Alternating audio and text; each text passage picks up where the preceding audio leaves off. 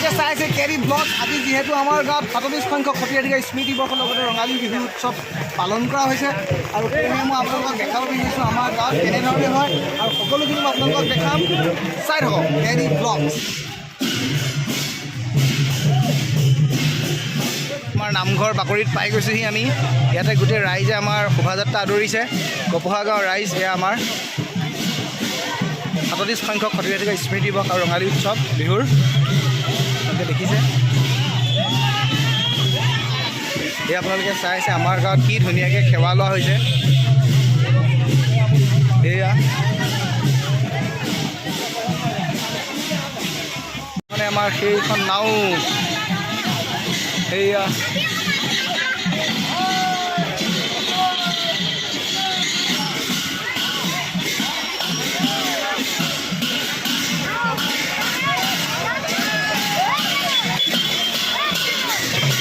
এইফালে এইফালে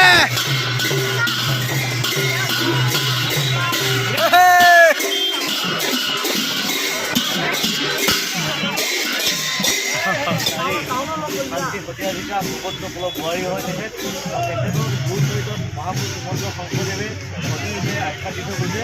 সেই মহিয়সী নাৰীগৰাকীৰ পবিত্ৰ স্মৃতি আমি প্ৰতি বছৰে বুদ্ধ পূৰ্ণিমাৰ দিনাখন সতীয়াধিকাৰ উৎসৱ পালন কৰোঁ আৰু সমান্তৰালভাৱে অসমৰ জাতীয় জীৱনৰ যিটো স্পন্দন ৰঙালী বিহু আমি উদযাপন কৰোঁ। দুয়োটা অনুষ্ঠানত আমি সমান্তৰালভাৱে যোৱা প্ৰত্যেকটা বছৰে উদযাপন কৰি আহিছোঁ আৰু এই সাংস্কৃতিক সজাগতা কাৰ্যসূচী আমাৰ শুভাৰম্ভ কৰিছে অন্যতম সমাজকৰ্মী ডাৱৰীয়া তেখেতো আহি সেইটোৱে মন লৈছোঁ যে বানপানীয়ে মাথাউৰি ভাঙিব পাৰে, বানপানীয়ে গৰু ম'হ উটুৱাই লৈ যাব পাৰে, কিন্তু অসমীয়া মানুহৰ মন ভাঙিব নোৱাৰে। আৰু বহাগে তাকে কৰোৱাইছে। বহাগৰ বতৰত যেতিয়া বৰষুণ আহে, বৰদৈ জিলা আহে, দুখীয়া কৃষকৰ যেতিয়া মূৰত পানী পৰে, তেতিয়া আমি প্ৰত্যাহ্বান হিচাপে লওঁ যে আমি বিগত সময়ত যিখিনি আমাৰ হাঁহি কান্দো ৰং তামাচা পোৱা নোপোৱা যিটো সামগ্ৰিক বেদনা, এই বেদনা মষিমূৰ কৰিবৰ কাৰণে আমি বহাগতে সংকল্প লওঁ আৰু অনাগত দিনত আমি ভাবিছোঁ যে এই বহাগৰ বতৰে বৰদৈ জিলাই আমাক জাতিটোক শক্তিশালী ৰূপত আগুৱাই নিবৰ কাৰণে আমাক মানে সাহস আৰু প্ৰেৰণা যোগাব। পিছে আমাৰ গাঁৱত বৰষুণ বতৰ নেওচি কিমানখিনি মানুহ আহিব ধৰিছে। দাদা কি ক'ব আপুনি আমাৰ গাঁৱৰ বিষয়ে কওক। দুটামান বাক্য কৈ দিয়ক। লাগিছে আজি সাংস্কৃতিক শোভাযাত্ৰাটো খুব ভাল লাগিছে আৰু বৰষুণ নেওচি পিনি গোটেই কপোহা ৰাইজ ওলাই আহিছে। গতিকে তেখেতলোকক মই আন্তৰিক ধন্যবাদ জ্ঞাপন কৰিছোঁ আৰু আজি এই সাংস্কৃতিক শোভাযাত্ৰাটো উদ্বোধন কৰিব পোৱাৰ বাবে মই বহুত ধন্যবাদ জ্ঞাপন কৰিছোঁ কপোহা ৰাইজলৈ। গতিকে ভৱিষ্যতেও যেন এনেকৈ কৰে আৰু বৰষুণৰ বতৰৰ কাৰণে অকণমান অসুবিধা হৈছে, কিন্তু তাৰ নেওচি সকলো ৰাইজ ওলাই আহিছে। গতিকে ৰাইজক মই বহুত ধন্যবাদ জ্ঞাপন কৰিছোঁ। ধন্যবাদ জনালোঁ দাদা। শুনিছোঁ ককাই আপুনি কি ক'ব কওক। আমি সকলোৱে শুভেচ্ছা জনাইছোঁ, মৰম জনাইছোঁ, শ্ৰদ্ধা জনাইছোঁ। এই বতৰ বৰদৈ জিলা আমি প্ৰত্যাহ্বান জনাই আগবাঢ়ি গৈ আছোঁ।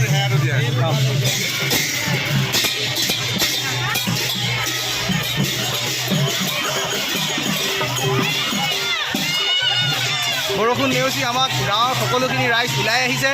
কি ধুনীয়া হলি হলি হলি, এইটো হলি দৌল হলি। এই আমাৰ গাঁৱৰে পানী অনা এখিনি এটা দৃশ্য দেখাইছে।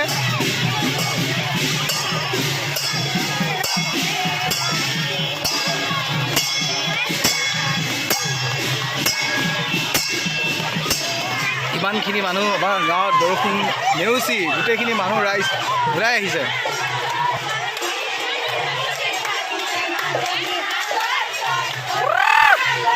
এয়া বিহু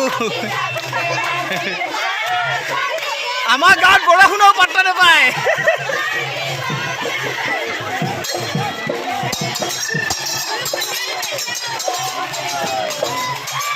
এয়া ইয়াতে শেষ, ইয়াত একদম আমাৰ গাঁৱৰ শেষৰ পৰ্যায়। অ' ভাই এয়া এতিয়া তিৱা জনগোষ্ঠী কৃষ্টি প্ৰদৰ্শন কেনেকুৱা লাগিছে বৰষুণ বতৰত আমাৰ গাঁৱত মানে শোভাযাত্ৰা কৰি কওক। ভালে লাগিছে। অঁ ভাল পাইছে তেওঁলোকে দেখিছে। বহুত ধন্যবাদ।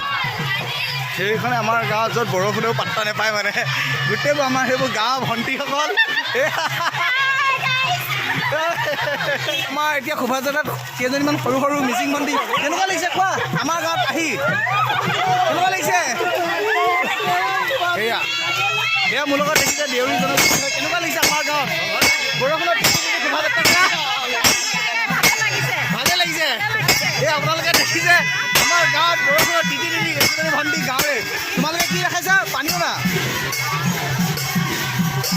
এয়া দেখিছে আপোনালোকে কেনেকুৱা লাগিছে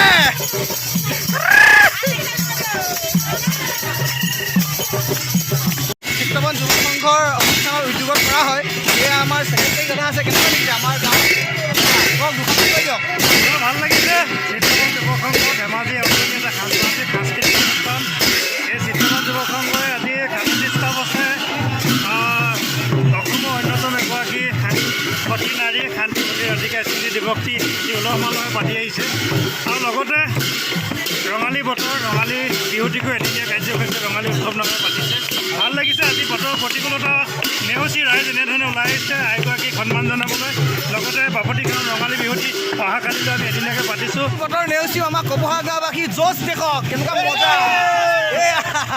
বৰষুণেও পানী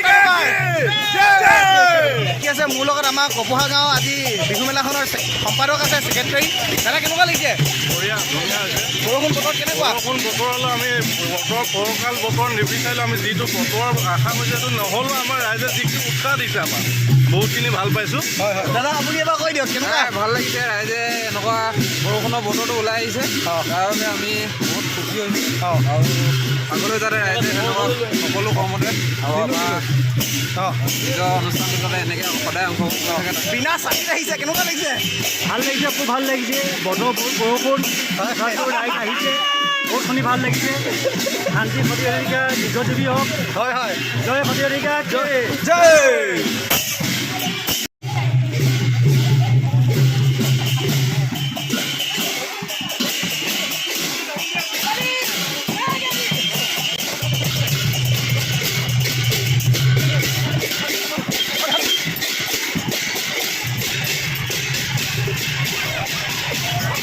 होली है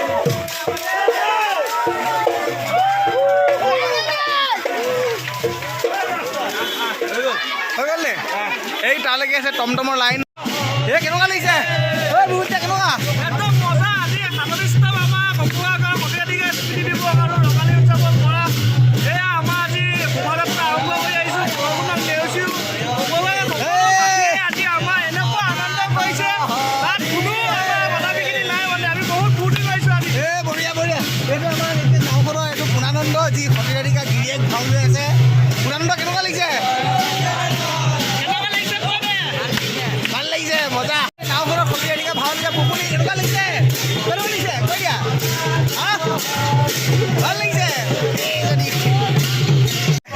কেনেকুৱা লাগিছে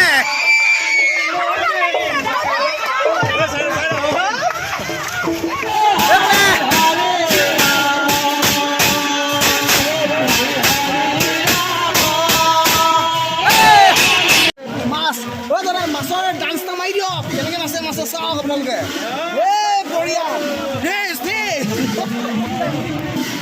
দেখি আছে 8 নম্বৰ ৱাৰ্ডৰ ৰাস্তা এইটো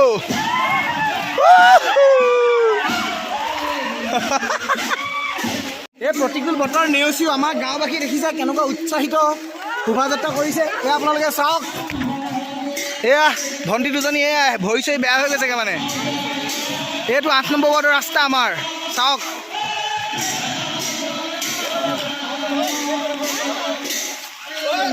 এইটোৱে ঐ মাছটোৱে কেনেকৈ সাঁতুৰিছে ঐ মাছ নাচি দিয়া এইয়া দেখিছে এইয়া মাছ কেনেকৈ নাচিছে বানপানীত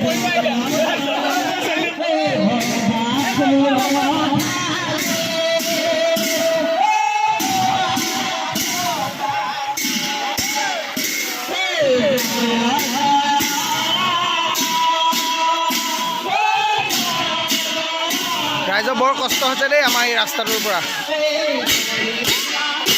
ধেমাজি নগৰৰ ওচৰতে থকা 8 নম্বৰ আৰু 9 নম্বৰ ৱাৰ্ডৰ ৰাস্তাটো।